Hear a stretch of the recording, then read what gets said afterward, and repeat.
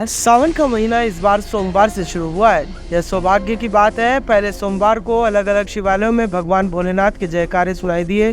सावन के इस महीने में जलाभिषेक रुद्राभिषेक के साथ ही अलग अलग मंदिरों में कांवड़ यात्राएं शुरू हो गई।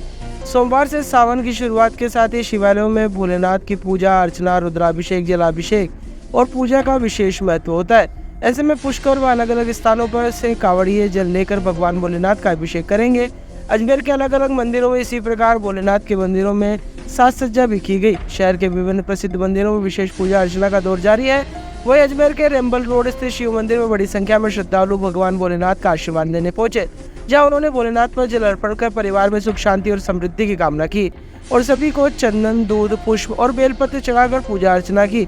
इस मौके पर भोलेनाथ के भक्तों ने कहा कि यह महाभगवान भोलेनाथ के लिए बेहद प्रिय है। ऐसे में सभी उनकी आराधना के लिए भगवान के दर्शन करने पहुंचे हैं। जलाभिषेक किया है। वहीं पंडित विवेक शर्मा ने बताया कि इस बार सावन में 5 सोमवार आएंगे, 2 पंचमी रुद्र प्रदोष इस माह में आएंगे। इंद्र देवता गज की सवारी में इस माह में आएंगे, जिससे कि भगवान महादेव और इंद्र की विशेष पूजा कृपा रहने की संभावना बताई जा रही है।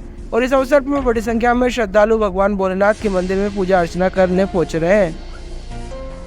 सोमवार है। इस बार रुद्राभिषेक श्रावण मास का पुण्य पवित्र मास जो आया है, ये प्रभु शिव का विशेष मास है। इसके अंदर 5 सोमवार हैं इस बार श्रावण मास में और 2 पंचमी 2 प्रदोष बतलाए गए हैं। इसके अंदर इस बार इंद्रदेव भगवान गज की सवारी के ऊपर विराजित होकर आए हैं और अब की हर जगह भगवान महादेव और इंद्र की विशेष कृपा रहेगी।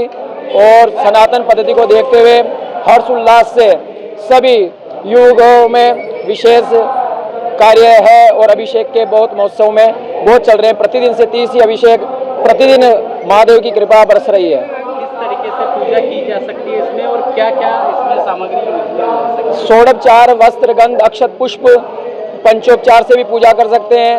और अभिषेक उपरांत भगवान रुद्राभिषेक सहस्त्र धारा कराते हुए कोई जल धारा से कर रहे हैं, कोई दुग्ध धारा से कर रहे हैं, कोई इक्षु गन्ने की धारा से कर रहे हैं। रसादि अनेकों प्रकार के द्रव्यों से भगवान महादेव को प्रसन्न किया जाता है और अभिषेक किए जाते हैं। ऐसा है। पहले शिव जी पे दूध चढ़ाया, फिर जल चढ़ाया और फिर पूरी पूजा की है शिव जी की। और ऐसा माना जाता है कि समुद्र मंथन के टाइम पर शिव जी ने जो विष पिया था, उस विष के कारण उनके शरीर में जो जलन हो रही थी, जो भी था, उनको शांत करने के लिए सावन के सोमवार में शिव जी को जल चढ़ाया जाता है।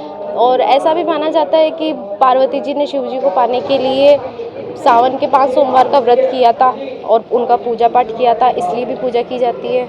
कंवारी कन्या भी पूजा की करती है। हाँ, कंवारी कन्या वही पार्वती जी ने जैसे पूजा करी अच्छे वर के लिए, वैसे ही कंवारी कन्या भी करना चाहती है।